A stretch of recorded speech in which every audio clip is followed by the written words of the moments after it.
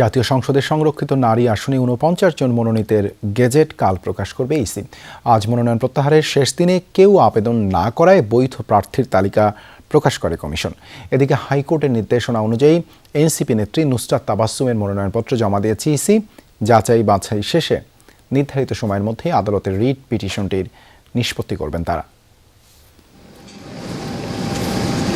সংসদের ৫০টি সংরক্ষিত নারী আসনের মধ্যে মনোনীত ৪৯ জনকে বৈধ ঘোষণা করে বৃহস্পতিবার গেজেট প্রকাশ করবে নির্বাচন কমিশন। প্রার্থিতা প্রত্যাহারের সময় শেষ হওয়ার পর নির্বাচন ভবনে ব্রিফিংয়ে সার্বিক বিষয় জানান সংরক্ষিত আসনের রিটার্নিং কর্মকর্তা।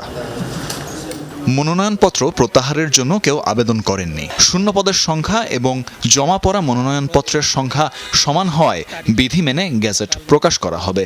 সংরক্ষিত মহিলা আসন আইনের ১২(২) ধারা অনুযায়ী ৪৯ জন প্রার্থীর যে তালিকা আমরা ইতিমধ্যে প্রকাশ করেছি বৈধ প্রার্থীর, আগামীকাল এইটা আইন অনুযায়ী মাননীয় কমিশনে উপস্থাপন করে আমরা গেজেট করে দেব।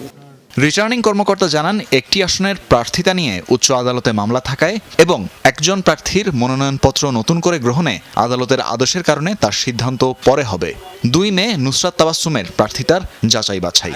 একজন প্রার্থী আদালতে আপিল করেছেন মাননীয় কমিশনের ডিসিশনের এগেনস্টে, সেই সম্পর্কিত কোনো তথ্য আমাদের কাছে এখনো নেই। নুসরাত তাবাসসুম উনি রিট পিটিশন নম্বর ৫০২২ এটি দায়ের করেছিলেন এবং তার রায়ের কপি আমাদের কাছে দিয়ে গিয়েছেন।